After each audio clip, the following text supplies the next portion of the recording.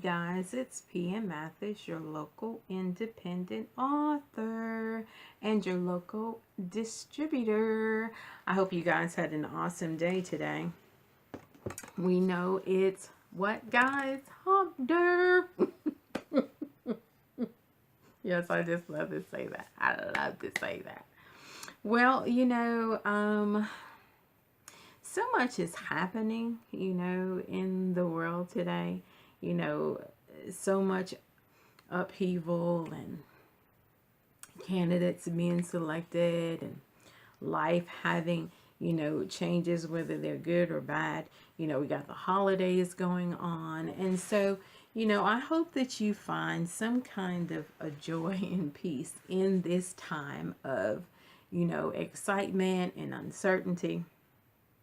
I want you to always remember that to be blessed and to honor your inner peace and your honor strength and your honor inner source, is the key to a healthy, beneficial, influential life.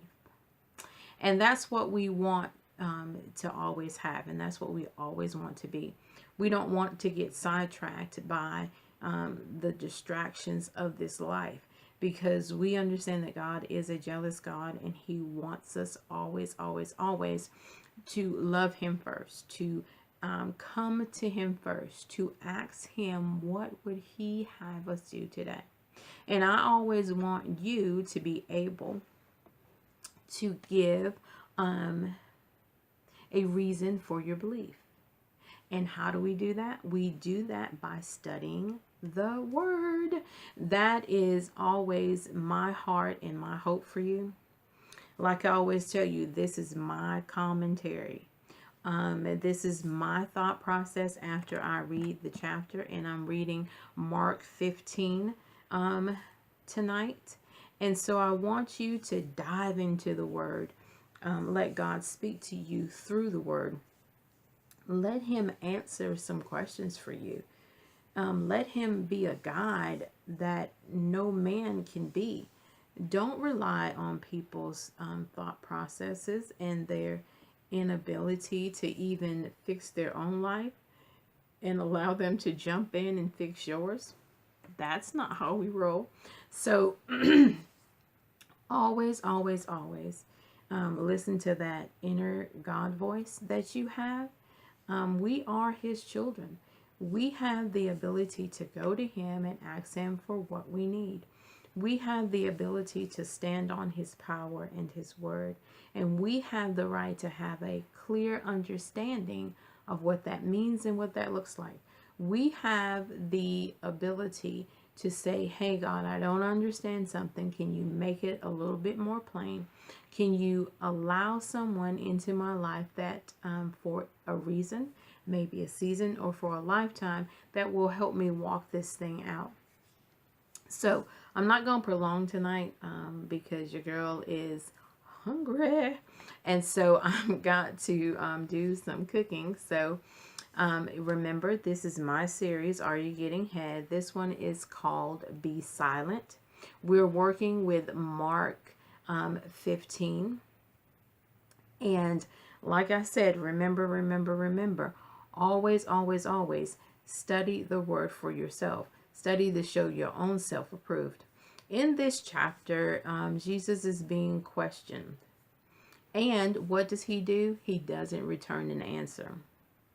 Instead of releasing Jesus, who has done nothing, they release Barabbas, who is known to be a terror in the city. They're mocking Jesus, of course, and they're asking Him why He won't save Himself, but He's always jumping in to save other people.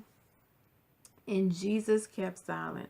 A lot of times it is in your best interest to just be quiet.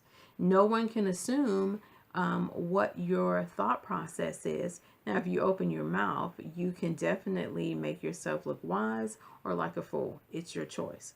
So remember, this is my series, Are You Getting Head? Be silent. When you speak no words, then others have to come to a conclusion without your confirmation. At times, speaking on your own behalf would have no merit. Remember, don't be so quick to blow your own horn, to brag on yourself, to say what you can and can't do. Don't be one of those people that every time you come around, people get irritated and don't want to be in your presence because all you do is talk about, you pat yourself on the back and you talk about all the things that you are doing and have done, and you become a martyr in your own eyes. And you have to be careful about that, because why? You could become an idol in your own eyes. And we know that we're not supposed to have any kind of idols before our God. Others won't respect your speaking up, so to waste your time is useless. Be able to step up after criticism is not an easy feat, but you have to figure out a way of not getting stuck in an unproductive way of living. Now, sometimes you will get criticized. I'm not saying that you even have to answer every criticism. Does it hurt? Does it sting? Does it make you feel, invisible and invaluable? Well, my God, yes. But we know the God of the universe. So what does man's opinion of you mean? In my perspective, nothing, but somebody else might think that the opinion of somebody else is valuable. I don't spend my time, I don't waste my time worrying about how you feel about me and what you're saying about me. Just not that important. The answer to the stated facts might cause you to burn on the inside, but you still must own your position.